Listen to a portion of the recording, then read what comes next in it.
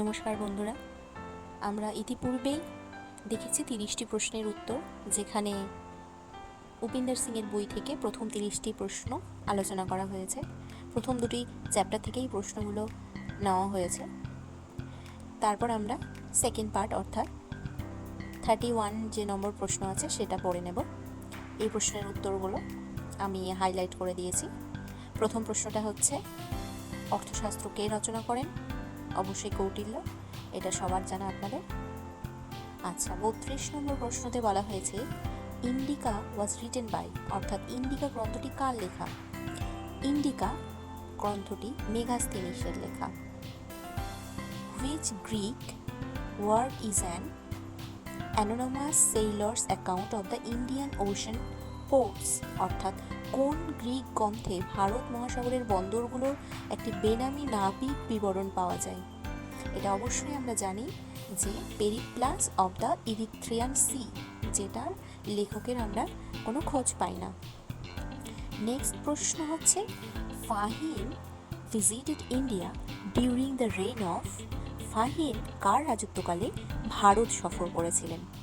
তাহলে আমরা জানি এটা দ্বিতীয় চন্দ্রগুপ্ত, যার অপর নাম বিক্রমাদিত্য। আচ্ছা, আমরা 35 নম্বর প্রশ্নে চলে যাব, যেখানে বলা হয়েছে the Rajatarangini a history of Kashmir was written by, অর্থাৎ কাশ্মীরের ইতিহাস সম্বলিত রাজতরঙ্গিনী গ্রন্থটি কে রচনা করেন? এটি অবশ্যই কলহনের রচনা।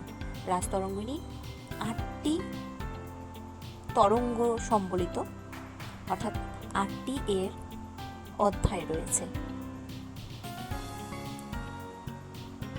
এরপরে আমরা চলে যাব 36 নম্বর প্রশ্নে। এখানে বলা হয়েছে যে which Brahmana text describes the expansion of Aryans into the Gangetic Valley, the story of Videha Mathava, অর্থাৎ কোন ব্রাহ্মণ গ্রন্থে গাঙ্গেয় উপত্যকায় আর্যদের বিস্তারের কাহিনী বিদেহ মাথুরের গল্প বর্ণিত আছে? এটি অবশ্যই শতপথ ব্রাহ্মণ হবে। নেক্সট প্রশ্ন, the term Upasampada in Buddhism refers to, অর্থাৎ বৌদ্ধ ধর্মে উপসম্পদা শব্দটির অর্থ কি? এখানে উত্তর হবে অর্ডিনেশন অ্যাডমিশন টু সংঘা, অর্থাৎ সংঘতে অন্তর্ভুক্তি। নেক্সট প্রশ্ন, the Milinda Panha is a dialogue between king Menander and, অর্থাৎ মিলিন্দ পন্ন রাজা, এখানে বানানটা ভুল আছে, মেনান্দার আছে, ওটা মিনান্দার হবে। সেখানে মিনান্দার এবং কার মধ্যে হয়েছিল? তাহলে এটা হবে অপশন এ, নাগসেনার মধ্যে। আচ্ছা, এরপর 39 নম্বর প্রশ্নে আমরা দেখছি যে ধর্মসূত্র মূলত কোন বিষয় নিয়ে আলোচনা করে? The Dharmasutras deal primarily with, এখানে উত্তরটা হবে civil and criminal law and social duties, অর্থাৎ যে সামাজিক এবং যে ক্রিমিনাল ল বা আইন রয়েছে এবং আমাদের সমাজের যে ডিউটি বা কর্তব্য আছে সেই সব বিষয় নিয়ে ধর্মসূত্র আলোচনা করে। 40 নম্বর প্রশ্ন বলা হয়েছে, পরবর্তী বৈদিক যুগের সাথে কোন প্রত্নতাত্ত্বিক সংস্কৃতি সংযুক্ত? Which archaeological culture is associated with the letter Vedic period? এটা হবে পিজিডব্লিউ, যেটাকে আমরা বলি পেইন্টেড গ্রে ওয়্যার বা ধূসর মৃৎপাত্র যেটাকে বলা হয় সেইটা। Who is known as the father of Indian pre history? কাকে ভারতীয় প্রাগৈতিহাসের জনক বলা হয়? এটার উত্তর হচ্ছে রবার্ট ব্রুস ফুট। 42 নম্বর প্রশ্ন, অত্রেঞ্জি ঘেরা প্রত্নস্থলটি কোন ধাতুর প্রাচীনতম প্রমাণের জন্য গুরুত্বপূর্ণ? এটা হবে আয়রন বা লোহা। 43 নম্বর প্রশ্ন, সঙ্গম সাহিত্য কোন প্রাচীন ভাষায় রচিত হয়েছিল? এটা আমরা জানি তামিল ভাষায়, এবং সঙ্গম সাহিত্য মূলত দক্ষিণ ভারতের সাহিত্য। দ্য টার্ম মেগালিথ, এখানে ইংরেজিটা ভুল আছে, মেগামিথ হয়েছে, এটা মেগালিথ হবে। তাহলে মেগালিথ শব্দটি কি নির্দেশ করে আমাদের? এটা হবে লার্জ স্টোন বিউরিয়ালস, বা যে অনেক ধরনের একটা বড় যে কবর স্টোনের, সেইটাকে নির্দেশ করে।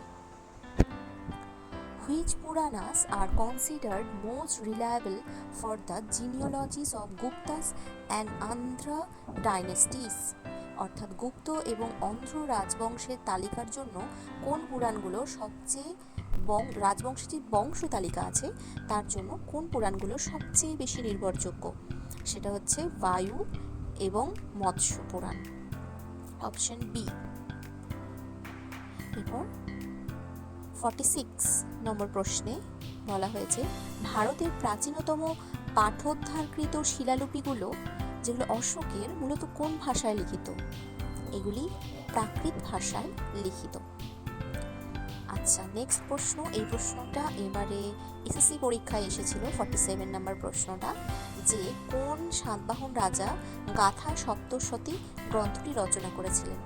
এটি হবে রাজা হাল। নেক্সট প্রশ্ন, হর্ষচরিত ওয়াজ রিটেন বাই, হর্ষচরিত কার লেখা? অবশ্যই এটা বাণভট্টের লেখা। Palaeography is the study of, palaeography বলতে কিসের অধ্যয়নকে বোঝায়? তাহলে প্যালিওগ্রাফি আমরা জানি যে ancient writing and evolution of scripts, অর্থাৎ পুরনো যুগের প্রাচীন যে লেখাগুলো আছে এবং তাদের যে লেখাগুলোর এবং স্ক্রিপ্টগুলো যে রয়েছে সেগুলোর যে ইভলিউশন হচ্ছে, অর্থাৎ পরিবর্তন হচ্ছে, সেইটা নিয়ে যখন কেউ অধ্যয়ন করবে সেই বিষয়টাকে বলা হবে প্যালিওগ্রাফি। নেক্সট প্রশ্ন 50 নম্বর, বেসনগর স্তম্ভ শিলালিপিতে কোন গ্রিক দূতের নাম উল্লেখ আছে? এটার উত্তর হবে হেলিওডোরাস, অপশন এ। এবার চলে আসি আমরা পরবর্তী পর্যায়ে। এখানে 51 নম্বর প্রশ্ন, এখানে বলা হয়েছে প্রত্নতত্ত্বে কুরুপ বা কুরুপা শব্দটি প্রায় কিসের ক্ষেত্রে ব্যবহৃত হয়? এ টাইপ অফ পটারি, অর্থাৎ এক ধরনের পাত্র, তার ক্ষেত্রে কুরুপ বা কুরুপা শব্দটি ব্যবহৃত হয়। নেক্সট প্রশ্ন, আরিকামেদু খনন কার্যের ফলে কোন দেশের সাথে বাণিজ্যের প্রমাণ পাওয়া যায়? অপশন বি, অর্থাৎ রোম দেশের সঙ্গে। নেক্সট প্রশ্ন, কোন চীনা পর্যটককে তীর্থযাত্রীদের রাজপুত্র বলা হয়? Option B, Hiuen Tsang. নেক্সট প্রশ্ন, the Silappadikaram and Manimekalai are, অর্থাৎ শিলাপ্পাদিকারাম এবং মানিমেকালাই হলো তামিল এপিক্স বা তামিল মহাকাব্য। 55 নম্বর প্রশ্নে বলা হয়েছে কোন বেদে পুরুষ সূক্ত অর্থাৎ বর্ণপ্রথার উৎস পাওয়া যায়? এটা আমরা ইতিহাসের মানুষ বা ছাত্রছাত্রীরা অনেকেই জানে, সেটা হচ্ছে ঋগ্বেদা বা ঋগ্বেদ। নেক্সট প্রশ্ন, কাশ্মীর উপত্যকার প্রাচীনতম নব্যপ্রস্তরযুগীয় সাইট কোনটি? অপশন হবে বুর্জহাম। 57, প্রত্নতাত্ত্বিক পরিভাষায় কনটেক্সট বলতে কি বোঝায়? তাহলে এর উত্তর হবে the exact find spot and association of an object, অর্থাৎ আর্কিওলজিক্যাল যে কনটেক্সট বলা হচ্ছে সেখানে যে স্থানটিতে আর্কিওলজিক্যাল আর্টিফ্যাক্টস বা আর্কিওলজিক্যাল কিছু জিনিসপত্র, প্রত্নতাত্ত্বিক জিনিসপত্র পাওয়া যাচ্ছে, সেই স্থান এবং তার সাথে যে জিনিসগুলো জড়িত আছে সেগুলোকে কনটেক্সট বলা হচ্ছে। 58, বিষাদ দত্তের মুদ্রা রাক্ষস নাটকে কার উত্থানের কাহিনী বর্ণনা আছে? এটা হচ্ছে চন্দ্রগুপ্ত মৌর্য। 59, কোন শিলালিপিতে প্রথমবার ধর্মচক্র কথাটি উল্লেখ করা হয়েছে? এটা হচ্ছে সারনাথ পিলার ইনস্ক্রিপশন, অর্থাৎ সারনাথ পিলার ইনস্ক্রিপশনে প্রথম ধর্মচক্র কথাটা উল্লেখ করা হয়েছে। 60, মুদ্রা নিয়ে গবেষণাকে কারিগরি ভাষায় কি বলা হয়? এটাকে বলা হয় অপশন বি, নিউমিসমেটিক্স।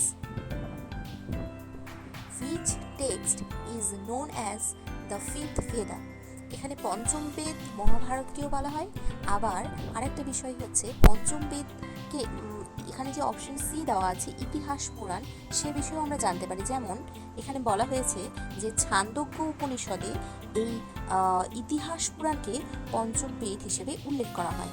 তাহলে যদি প্রশ্ন থাকে যে কোন গ্রন্থকে পঞ্চম বেদ বলা হয়, তবে অবশ্যই মহাভারতই হবে। কিন্তু যদি বলা হয় যে ছান্দোগ্য উপনিষদ অনুযায়ী কাকে পঞ্চম বেদ বলা হয়, তাহলে অবশ্যই অপশন সি ইতিহাস পুরাণকে বলা হবে। নেক্সট প্রশ্ন, কামোদ্দকের নীতিসার কোন যুগে রচিত হয়েছিল? এটি রচিত হয়েছিল গুপ্ত যুগে। থেরিগাথা এবং থেরাগাথা কোন পিটকের অংশ? এটি এই দুটি বৌদ্ধ ধর্মের যে সূত্র পিটক, ত্রিপিটক রয়েছে তার মধ্যে যে সূত্র পিটক সেই পিটকের অংশ। 64, সগৌড়া তাম্রশাসন নিচের কোনটির উদাহরণ? তাহলে এটি হবে pre Ashokan early Mauryan inscription, অর্থাৎ অশোকের পূর্ববর্তী সময়কের কালের একটা ইনস্ক্রিপশন। 65, বোগাজকই শিলালিপি কেন গুরুত্বপূর্ণ? এর উত্তর হবে ভেদিক ডেইটিস, অর্থাৎ বেদিকে বা বৈদিক যুগের যে আমাদের ইন্দ্র, বরুণ, মিত্র এবং নাসত্য, এদের এই যে দেবতার উল্লেখ আছে সেইগুলোর উল্লেখ আমরা বোগাজকই শিলালিপি থেকে পাই, সেই জন্য এটি গুরুত্বপূর্ণ। নেক্সট প্রশ্ন, দ্বিভাষিক মুদ্রা বা বাইলিঙ্গুয়াল কয়েন বলতে কি বোঝায়? এটি অবশ্যই a coin with inscription in two different languages, অর্থাৎ একটি মুদ্রায় যখন দুটো ভিন্ন ভাষা থাকবে তখন সেই মুদ্রাকে বলা হবে দ্বিভাষিক মুদ্রা।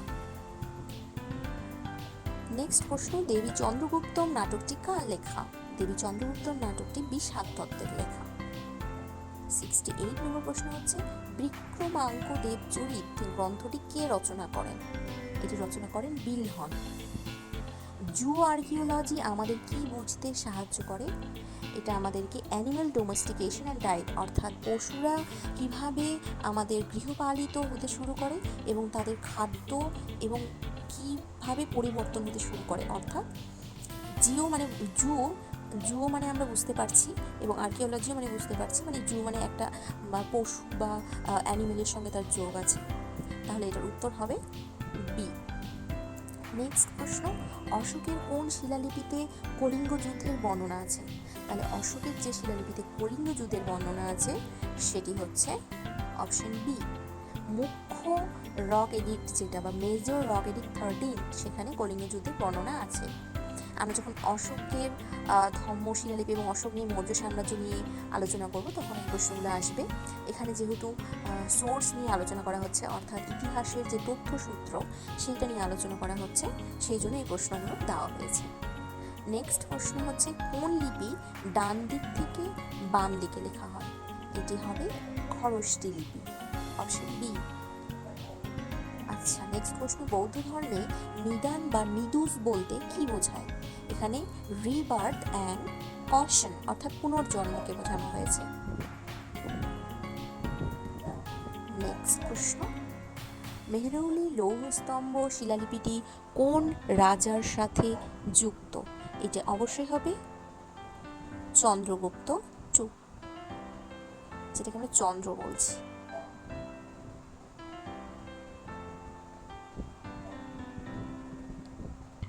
পরবর্তী প্রশ্ন, মাইক্রোলিথ কি? মাইক্রোলিথ হচ্ছে একটা স্মল স্টোন টুল, যেটাকে অনেক সময় মেসোলিথও বলা হচ্ছে, অর্থাৎ মেসোলিথের যে একটা ছোট অংশ সেটাকেই আমরা মাইক্রোলিথ বলি।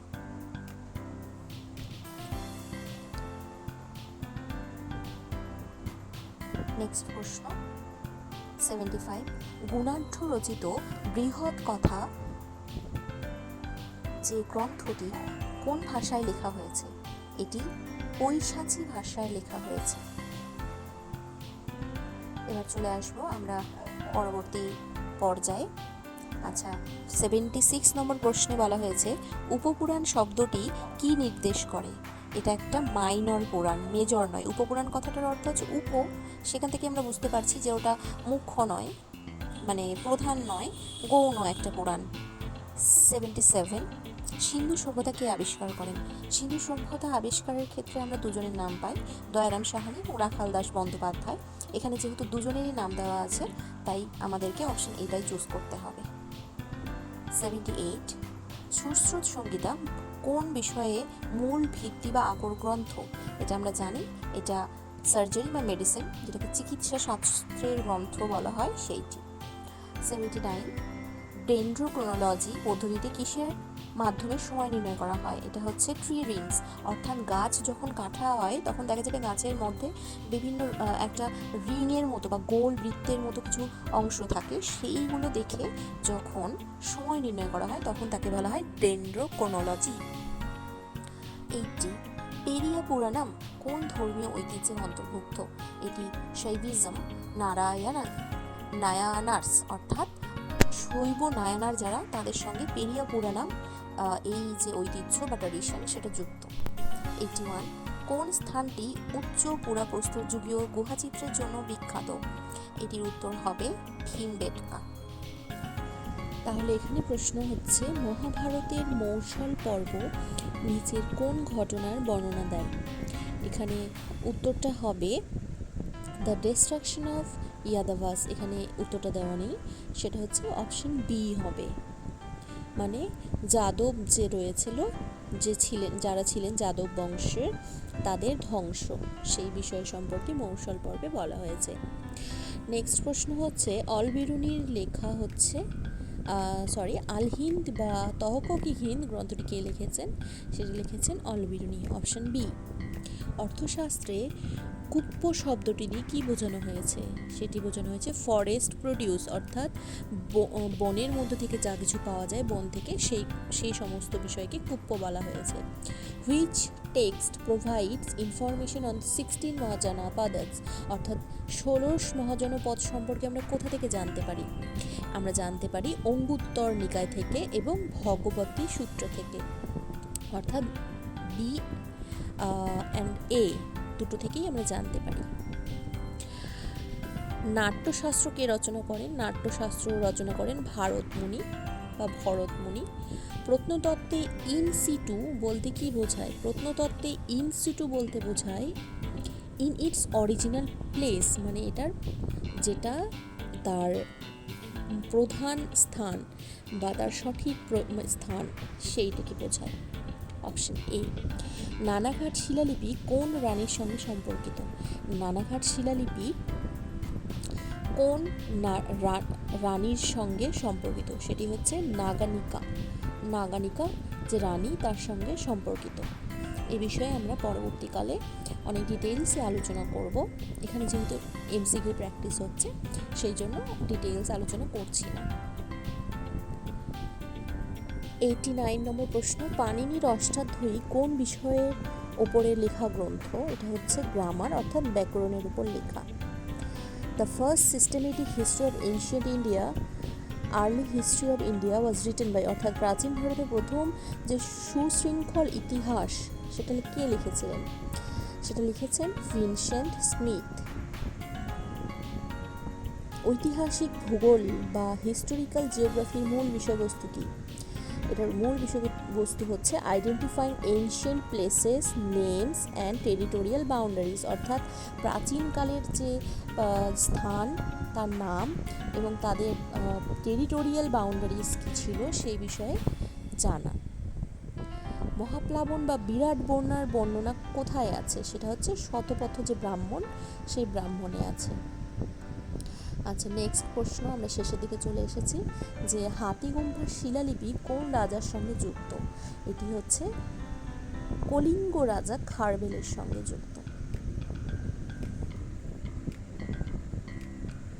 Which Veda is essential a collection of melodies or song, অর্থাৎ সুর বা গানের সংগ্রহ কোন বেদে আছে? এটা হচ্ছে সামবেদে। প্যালিওডেমোগ্রাফি বলতে কিসের অধ্যয়নকে বোঝায়? এটা হচ্ছে ancient population structures and Trends, অর্থাৎ প্রাচীনকালের যে জনসংখ্যা তত্ত্ব, সেই সমস্ত কিছু বিষয়ে আমরা যখন পড়ি সেটাকে বলা হয় palaeodemography. The Charaka Samhita is primarily about, অর্থাৎ চরক সংহিতা মূলত কোন বিষয়ের গ্রন্থ? সেটা হচ্ছে general medicine and ayurvedic. Charaka Samhita হচ্ছে সাধারণ চিকিৎসা শাস্ত্র ও আয়ুর্বেদ নিয়ে।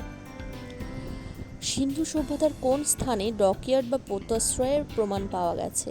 সেটি হচ্ছে লোথালে। এই প্রশ্নগুলো এটা সোর্সের মধ্যে থেকে নয়, এখানে এসে গেছে এই প্রশ্নটা হরপ্পা সভ্যতার যেখানে, সেখানে আমরা আলোচনা করব পুনরায়।